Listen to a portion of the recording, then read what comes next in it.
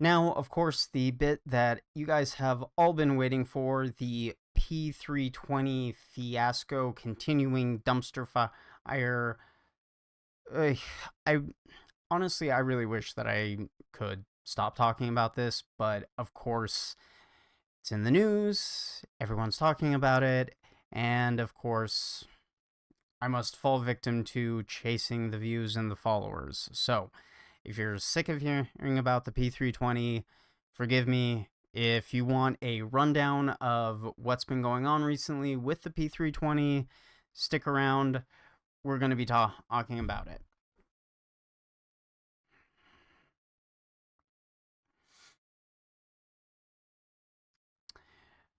So, to get things started, on July 20th, an airman was shot and killed after taking off his M18 while still in the holster. At least that's the initial reports. In response to this, the Air Force at the time, I'm not sure if they still are for all units, did pause using the M18 and replace them with M4s, at least temporarily. Now, this is the second death that I'm familiar with because of a P320, and now the military contract for the M17, M18, I think is going to see even more scrutiny.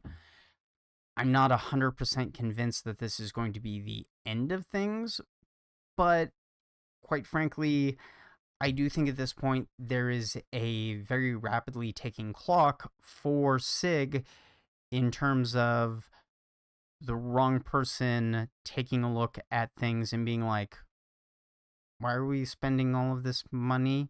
Why are we keeping this contract around? I mean, yes, granted, military logistics are really, really difficult to just turn around and stop on a dime. This isn't civilian or LEO sales. But I have to think at a certain point, even the military has to stop and say, wait. Now,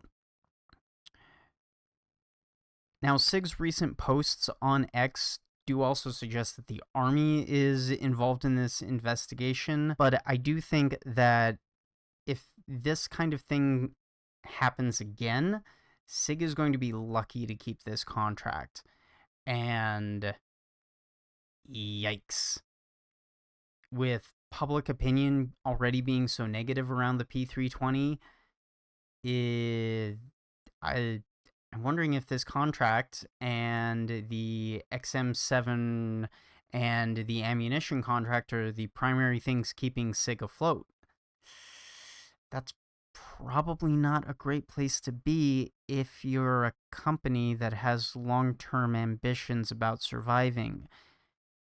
Kind of business 101 is don't have just one client that you're reliant on for all of your sales. Because, I mean, at that point, are you a business or are you just a contractor at that point? Anyway, I should point out that there were issues with the Beretta 92. So it's not like this is the first time that the US military has had problems with a new pistol when they first adopted it. Now, correct me if I'm wrong, and I am going off the top of my head here, but my recollection is that it was a slide breaking issue that resulted in a few injuries, and the fix was some changing to the heat treating or the heat treating standards. I don't remember exactly what it was off the top of my head, but I know things were changed and the issue was addressed. Now, here's the thing. That was an identifiable issue. I think SIG is probably having a harder time nailing down exactly what the issue with the P320 is because it's might be a combination of issues that we're looking at. But in the interim, there is the Air Force P320 inspection guidance that has come out as well, and this particular guidance basically just says, go through all of the pistols, and let me see if I can find some more details here. And like inspect these parts and take a look for this, yada yada yada. Um, yeah. So like captive safety lever free of burrs, spurs. Sear notch free of burrs, spurs. Anyway, so there are at least inspections being done on the military's existing stock of P320s, M17s, M18s. So I don't know, maybe I would be very surprised if we didn't see at least something from this. Maybe tighter QC checks for acceptance or something like that. Again, I'm not entirely convinced that this is going to be like the end for the P320, but I mean, this puts them on pretty thin ice, I would imagine, with the military. I mean, maybe someone in the comments section can chime in who's a little bit closer to the issue than I am, but this really does seem like something that would make even the military stop, pause, and be like, hey, wait a sec. Now,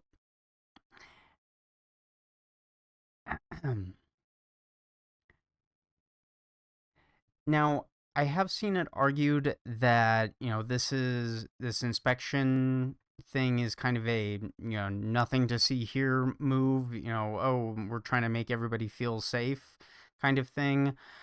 But I do think that, at least personally, I do think this is something as a relatively quick response and is something that I'm glad to see and should be done, especially in the wake of an incident like this. Now, as far as the incident itself, there have been some rumors that maybe the initial reporting that it was just, taken off and set down on a table well in the holster might be a little bit different, and apparently this might have moved from a investigation to a criminal investigation. So maybe there is a little bit more to this story where this isn't just potentially the gun's fault. So I don't know. I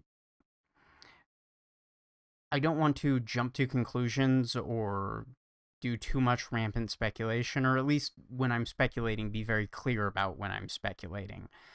So, I don't know. It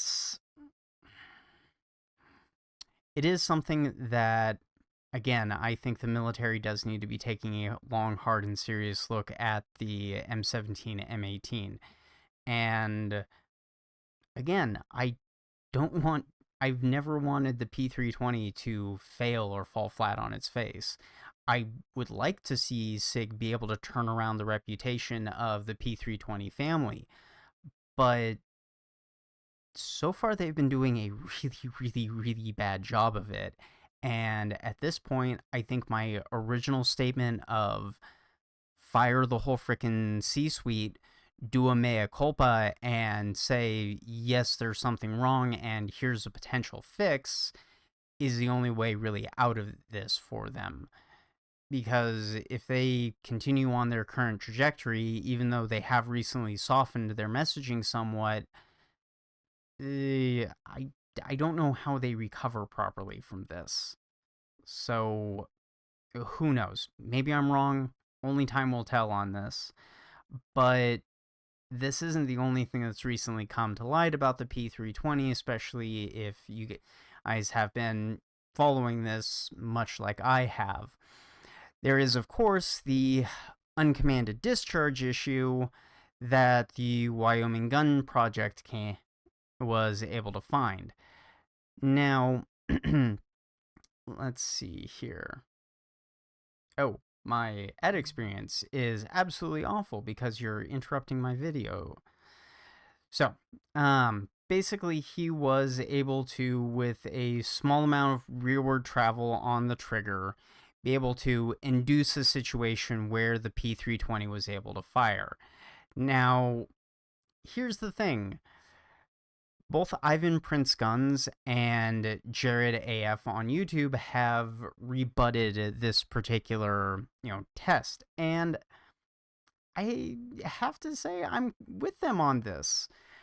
Um, I think they have some good counterpoints, especially regarding the fact that, we are starting to take up the slack. We are starting to engage the process of actually firing said gun and, bringing up that trigger pull there. So, I don't know. To me, I understand the argument, and I'm very much on the side of, okay, if this is kind of a BS thing to focus on, we should probably focus on real issues, not, fake Fugazi issues. But I will say this, and this isn't a, oh my god, I think Ivan Prince Guns and Jared AF are retarded or gotcha. No, I personally, with an SR40 that I have not been able to replicate this particular issue. That's another striker fired pistol that uses very much the same kind of design as the Glocks. And I'm sure if I was able to get enough fine grained control over the exact positioning of the trigger, I could induce this.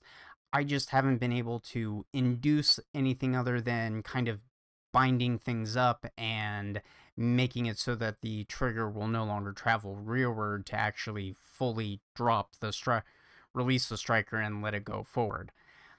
So, yeah, again, not a herder gotcha, this doesn't work on all striker fired pistols, but at least I have had a hard time replicating it. So, to kind of wrap everything up, that gives us the old drop safety issue circa 2016, 2017, I think it was, with the P320. Uh, the possible mismatch between the sizes of the takedown safeties that LFD research has found, parts breakages, springs getting loose, striker safeties getting stuck in the upward position so they're not actually working properly, and now, at least to try and be as fair as possible, a very small amount of rearward travel on the trigger, at least compared to other striker fired designs, allowing for a induction of potentially unsafe conditions. Again, like I said, I don't think the Wyoming gun project's, testing is some kind of a smoking gun, even though I haven't been able to replicate the same kind of issue with the striker fired pistol that I've tried it on personally. But again, I think we should be focusing on better tests and better root cause issues that can actually lead somewhere to saying, okay, this is the root cause of the majority of the issues with the P320.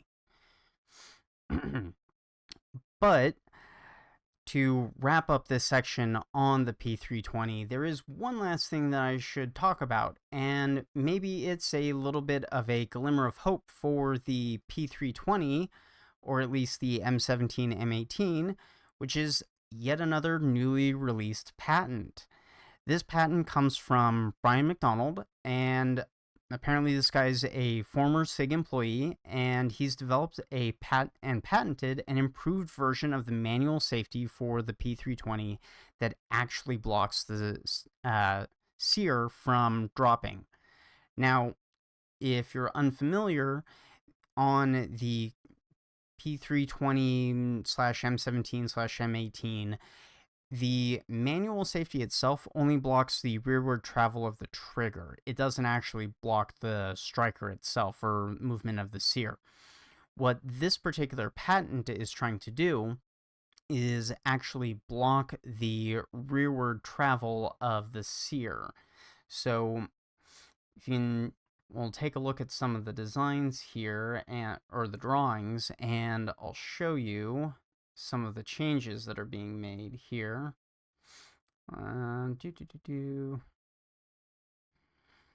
So yeah, like this right here, this is the previous design, and then this is the improved design. And basically what this is supposed to do is allow for lockup of the sear through, I'm guessing we're preventing the striker safety from disengaging by using the manual safety to do that. And this patent actually has some pretty funny shots fired in it, to say the least. Now, quoting from the patent here specifically, the prior art safety mechanism will prevent the trigger bar from moving forward and acting upon the sear to release the firing pin, but it does not in any way prevent the sear itself from moving under the force of any other action. This allows the potential for the sear to be jarred and moved from the reset position to the release position, even when the firearm safety is in the safe position. This condition is clearly shown in Figure 14. This allowed rotational movement of the sear will then release the firing pin. When this occurs, the firing pin will be free to travel forward with only a firing pin safety featuring minimal contact area remaining in place to prevent the firing pin from striking the primer of a loaded round already positioned in the barrel of the firearm. In this way, the prior art is an incomplete and unsafe design. This further evidenced by multiple lawsuits which have been filed alleging that the P320 model firearm will have accidental discharges even when securely stored in a holster with no action being taken to manipulate the trigger, safety, or any other component of the firearm. Yikes.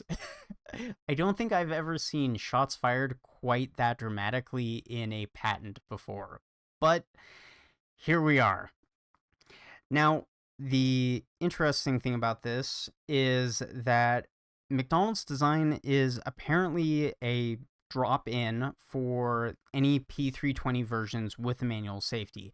However, there apparently will have to be modification to those without it with some additional machining work. I think additional hole needs to be drilled or something like that in order to accommodate the manual safety for P320 fire control units that don't have a manual safety as already integrated into them. Now, I don't know if something like this will save the P320, but here's the thing. SIG won't be able to just up and copy this particular work.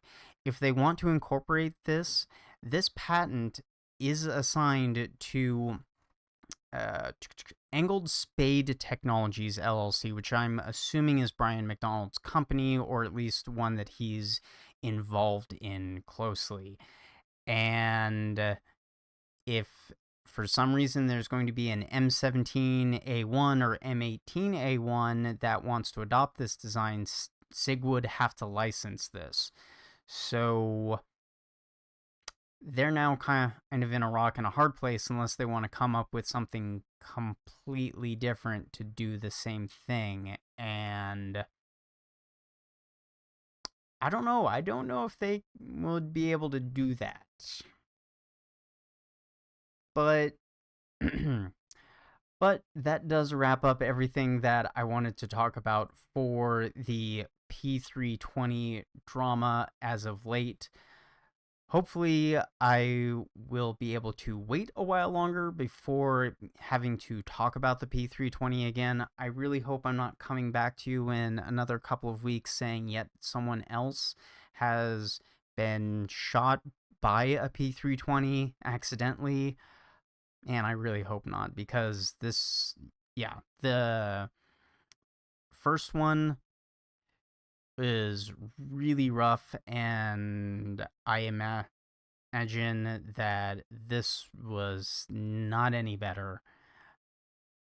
And I just hope that maybe this will finally wake up and SIG will start taking this issue seriously and really do what actually needs to be done, because they need to clean out their whole C-suite. They need to present themselves as a completely brand new company, and they need to say, yeah, there are problems and we're trying to fix them, instead of doing these shadow upgrades and hidden changes that we've been seeing over the years with the P320. But let me know what your guys' thoughts are on this particular issue in the comments section below. But with that all out of the way, let's move on to our next topic. Now, as a little bit of an aside, apparently the P320 is not the only military firearm that's having issues. Apparently, the MK22 sniper rifle is having some similar issues. There have been a few different videos that have been floating around on the internet showing similar issues. Basically, we have an attempt to fire the rifle, and then it not being able to go into safe, and touching the bolt, and bang. So, I guess the Barrett MK22 is joining the P320 club. Well, maybe, maybe not.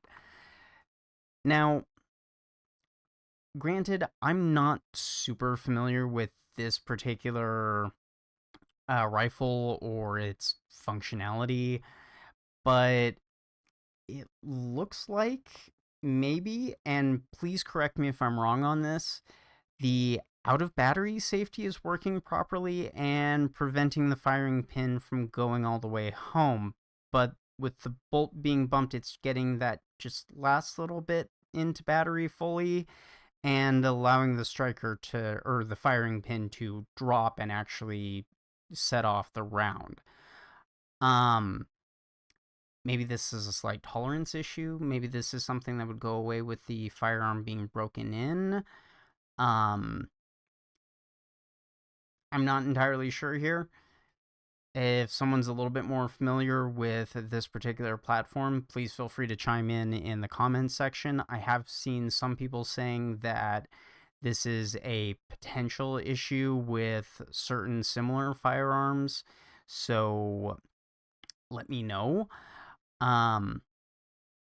Honestly, I'm willing to, at least at this point, give Barrett the benefit of the doubt. Everybody has bad batches, or the odd issue. It's entirely possible that something slipped through Barrett's QC, or standards have slipped a little bit. Maybe that's the case, but if this is kind of a one-off thing and it doesn't keep happening, I'm willing to give them the benefit of the doubt. But once is happenstance, twice maybe a coincidence, 3 times is definitely enemy action. So, I don't know. I'll be keeping my eye on this, and if this does keep popping up, I'll definitely be talking about it a little bit more if there is, additional incidences other than this initial small batch of a handful of videos that I've seen floating around. If there's more details that we can talk about, I'll definitely let you guys know. But let me know what your guys' thoughts are, or if you're more familiar, or, well, a lot of people are going to be far more familiar with this particular rifle than I am. I have absolutely zero trigger time behind anything like this, so let me know if you guys have a little bit more of an expert opinion in the comments section below.